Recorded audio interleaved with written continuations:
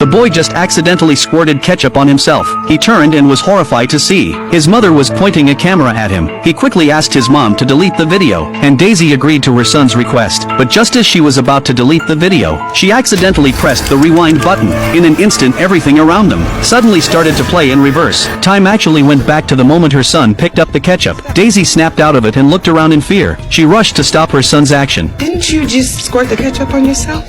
But Mike looked completely confused by his mom's words.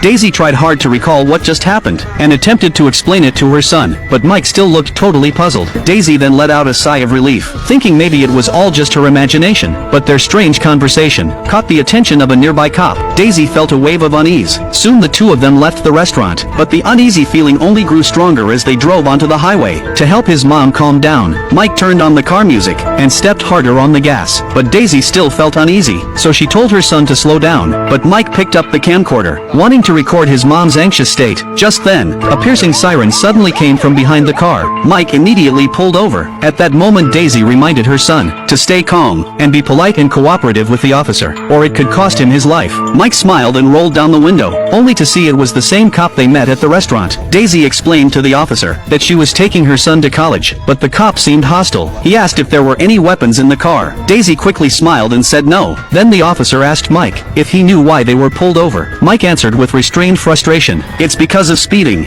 Since you admitted it, I'll let that go. However, you were operating a handheld device while driving a motor vehicle. But right after he said that, the officer noticed the camcorder in the car. He questioned them if they were filming him, then angrily reached in to grab it. In the chaos, Daisy accidentally pressed the rewind button. Time began to reverse again. Everything around Daisy played backwards. When she came to, she realized she was back at the moment her son picked up the camera. Seeing his mother in pain, Mike put down the camcorder. Daisy anxiously asked her son where the cop went, but Mike looked completely lost. Clearly he had no memory of the rewound timeline. Daisy now felt even more uneasy. She quickly asked her son to stop the car, then got out with the camcorder to check around. But right at that moment, the police car showed up again. Mike asked the cop for help, thinking his mom might need medical attention. But Daisy panicked even more, because the officer who got out of the car was the same one from before. Instead of helping, he mocked them with sarcasm. He ordered Mike to leave the highway immediately. Mike argued with him in anger. Then the officer suddenly drew his gun. Seeing this, Daisy quickly hit the rewind button again. Sure enough, time rewound again.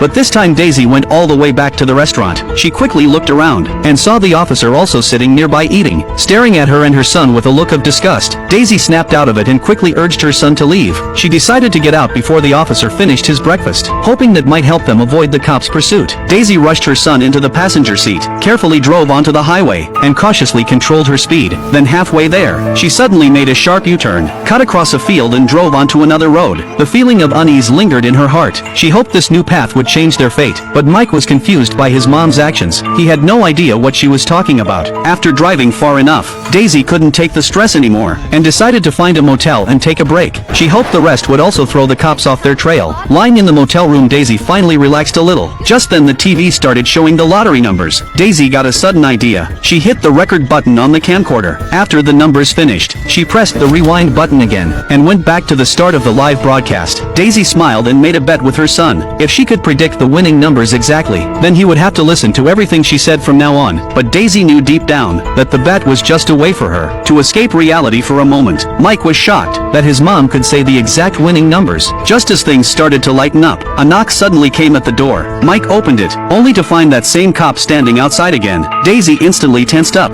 Just as things started to lighten up, a knock suddenly came at the door. Mike opened it, only to find that same cop standing outside again. Daisy instantly tensed up. The officer said he got a noise complaint about their room, and asked for their IDs. Mike felt offended, and refused to hand them over. Daisy quickly turned on the camcorder just in case, but the cop got worked up again when he saw it. He demanded she turn it off, and even tried to grab it by force. Mike tried to stop the officer's rough behavior.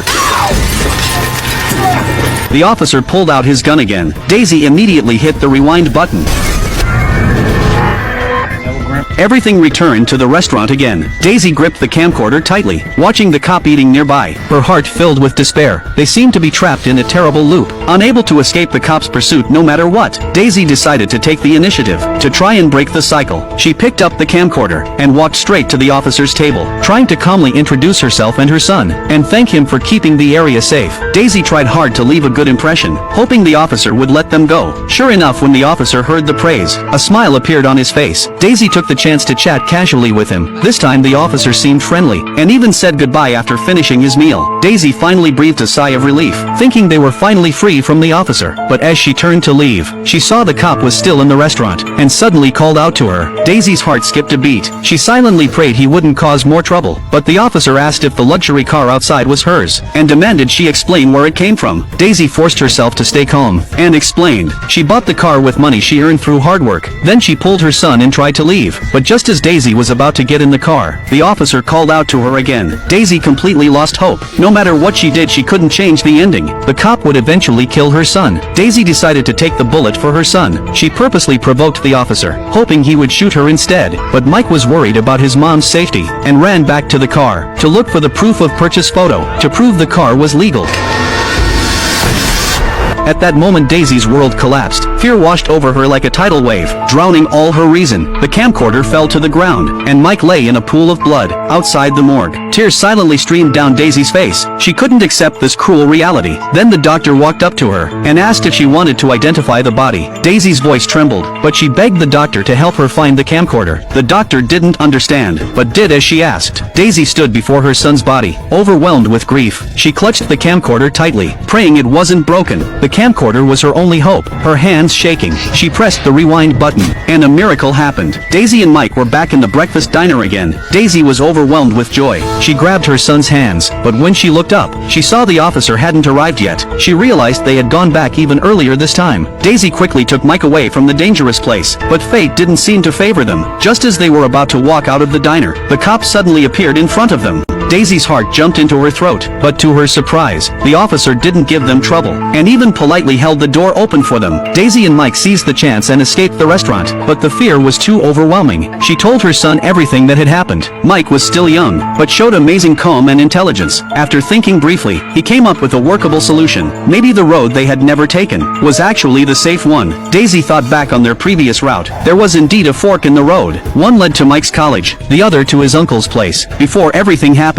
Mike had wanted to visit his uncle before school started, but Daisy had cut ties with her family, and refused to go to her brother's home, so they chose to go straight to school, only to fall into this terrifying loop. Daisy realized, maybe going home was the only way out, so this time she changed direction, and drove down the road she hadn't taken in 10 years. She reunited with her brother, and he didn't blame her. Instead, he offered comfort. Daisy told him about the camcorder's ability to rewind time, and warned him that Mike would be killed by the officer. She begged her brother to help them escape the loop. He believed her without hesitation, and decided to personally take Mike to college. He then pulled out a map, and planned a hidden route, a path they used to play on when they were kids. But as soon as they left town, the officer came after them. They followed the route through remote alleys, and even crawled through dark underground drains. After a tense escape, they finally lifted a manhole cover, and came out right at the entrance of Mike's college. Just as they thought the nightmare was over, sirens suddenly blared again.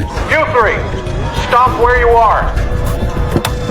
Hey, what are you doing coming out of there? The three of them ignored it, and walked faster toward the school, but the officer drew his gun again. The uncle stepped in front of the barrel. Then more officers arrived. The cop smirked with contempt. Daisy nervously raised the camcorder, and hit the record button. The students nearby also raised their phones to record the officer's abuse. As the students pushed forward, the cops got flustered, and slowly lowered their guns and started to back away. The officer who had been chasing them had no choice but to holster his gun. This time Daisy finally broke the nightmare loop, and Mike walked confidently into his college. 10 years later Mike had a family of his own, and a daughter too, but Daisy still kept the camcorder by her side, as if it was the last defense for protecting her family. For 10 years she never relaxed, but one day, her granddaughter picked up the camcorder and played with it, then accidentally dropped it on the floor. The camcorder shattered into pieces. Daisy rushed over, trying to put it back together, but it was no use. Mike held his mother's hand tightly, and told her to let go and live her life. After a brief panic, Daisy finally took her son's advice, and let go of 10 years of tension. But just as Mike stepped out the door, the familiar siren from 10 years ago echoed once again.